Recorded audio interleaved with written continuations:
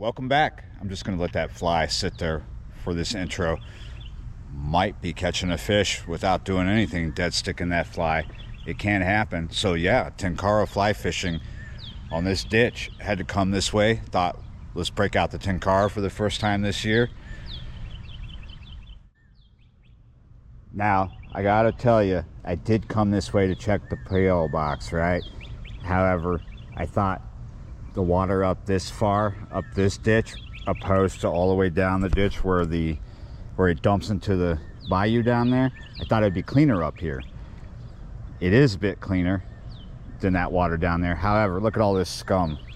Right here looks like oil, but there's a lot of scum. It's not looking great, right? So we're gonna try anyway. Oh, look, what's going on there? Is that the wind? That's the other issue, but it's not that much of an issue. It's around 10. All right. Oh, do you want to see the Kabari that I'm using? I bet you do. Some of you do. There it is. It's got that black and chartreuse pattern going on about it, right? So you might call that a fly, but I call it a Kabari or a Kabari fly. It's a type of fly made just for Tenkara fishing. It's all about Japan, right? This is a Japanese style of fly fishing, and that is a Japanese style of fly. It wasn't tied there though. I think I bought this from a company called Regions, this particular fly, and I'm using a rod by them. This is the Bard Creek 12. Great for panfish, great for light action stuff. And we're using 3X tippet. It's about a little over 4-pound test. So because there's a lot of scum on the water, the problem that presents, the trouble, right, is catching it with the fly. This is gonna hit the surface and then sink, but if there's too much of that on the surface, it's just gonna sit there on the surface and catch that. So yeah, this might not work out. Might be forced to backtrack down the trail and find water that is better. Oh, had a bite right there. Yeah, you're right. The wind right now is making putting the fly over there a little difficult, but not too bad.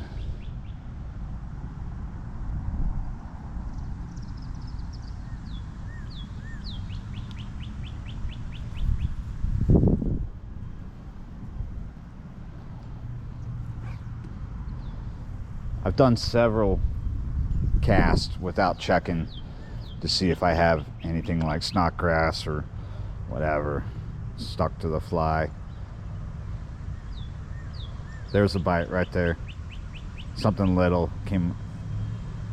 So I'm just slowly dragging the fly and kind of pulsing it. I mean, it's similar to jigging something, right? Just boom, boom. It's just a slight flick of the wrist to do that, to pulse something, give it a little more movement.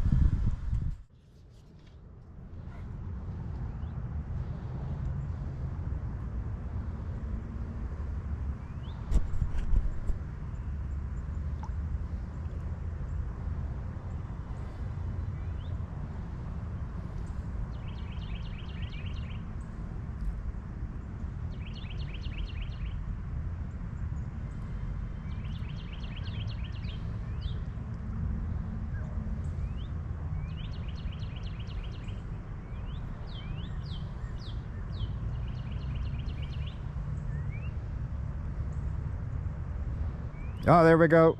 Fish on. Very little fish. He came up. I actually saw him come up and take the fly.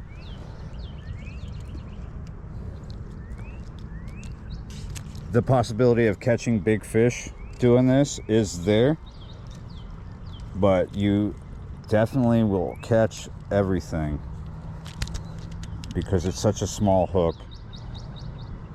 Yeah, you're right. There's a bluegill. Very rewarding for me. I can't say it's going to be rewarding for everybody who tries it, but I find it to be rewarding doing this. People keep suggesting that I tie my own flies. I need better eyes for that. Perhaps my glasses. Maybe I should get those again.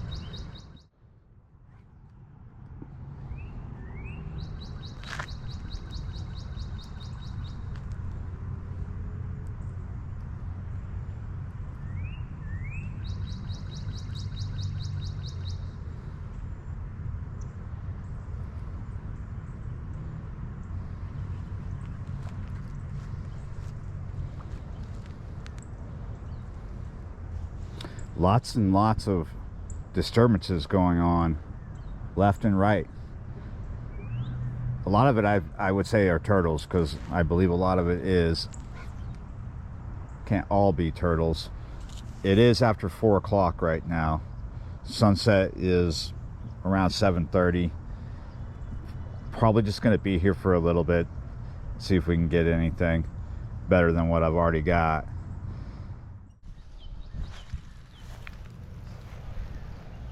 Really does look like an oil slick, don't it?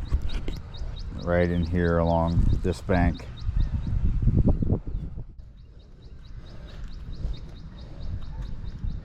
So it seems to be compacted in the corner there, all that scummy stuff on the surface, and it's a little better right here, just a little better. And all that oil looking stuff seems to be coming from that way. This is a drainage ditch, so who knows what it is. It's probably coming from a vehicle. It's draining from the street.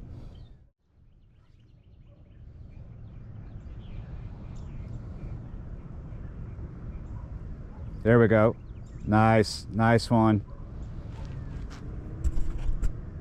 It's only a matter of time, right? But sometimes you start to weaken, your resolve starts to weaken, and you're like, maybe I should go do something else. And then it happens. It happens. Not the biggest red ear I've ever caught, but that is nice on the fly.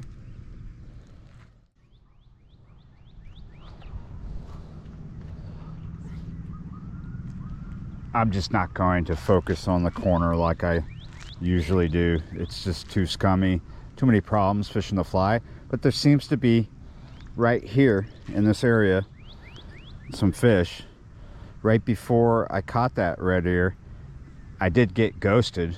Well, what I mean is something went for the fly right as I took it out of the water. I'm not even sure if ghosted is the correct term for that. Had a follower. There we go.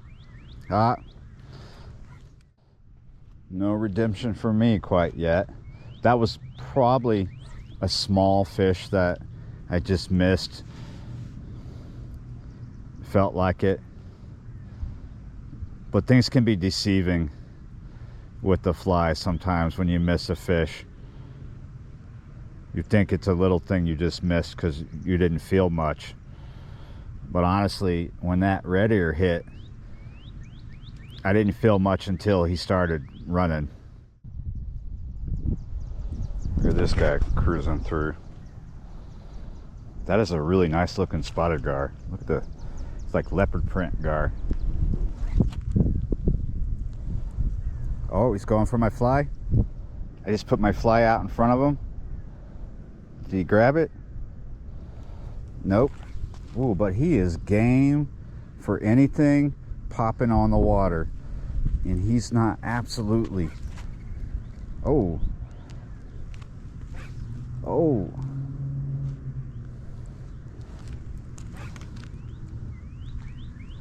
Oh. He's getting out of my range. Here, let me catch up on him. And now the wind is causing me issues. I can't get the fly ahead of him. There we go. Nope. Okay, we're gonna give up. We tried. it gets difficult when you're trying to target a fish and cast into the wind. This spot usually is doable when it's like around 10 miles per hour.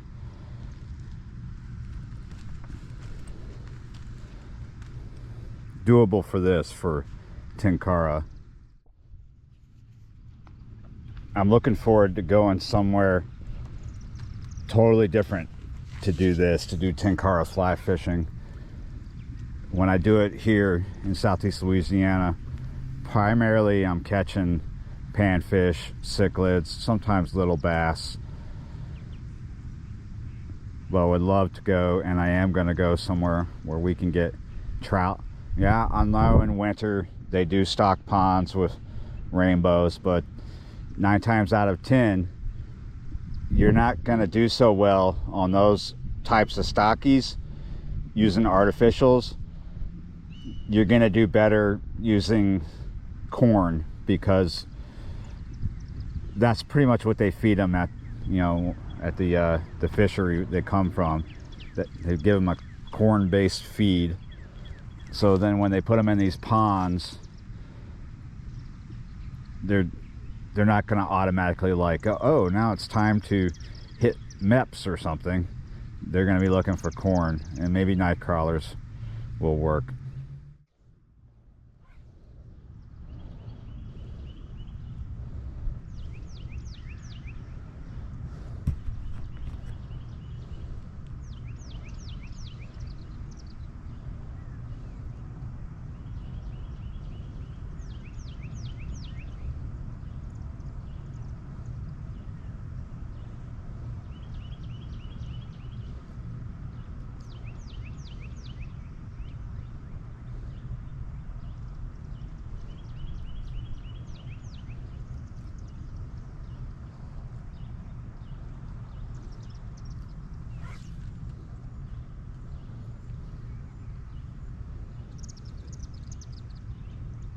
There we go. Gotcha. This is a nice fish. This is going to take me a little bit of an effort, a little bit of time to play him in. Look at him. It's just running like crazy here.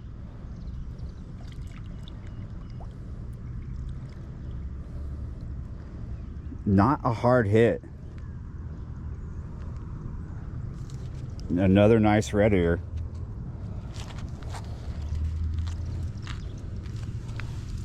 Put this rod down.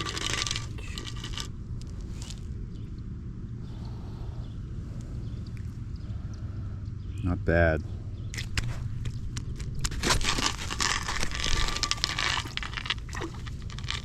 Come back here. Come back here.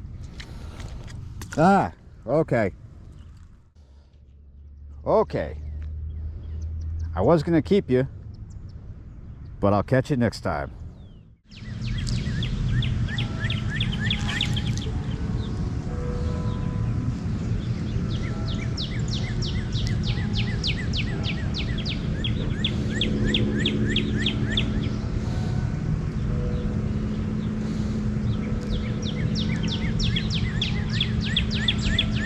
You hear the bells?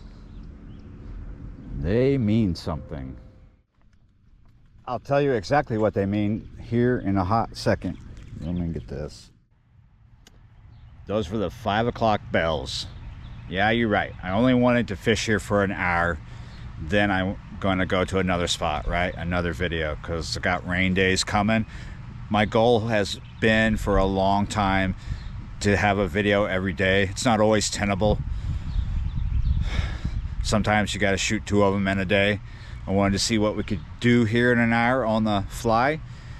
We got a little bit of extra bait for later, but we got to get there, so we got to end this video first.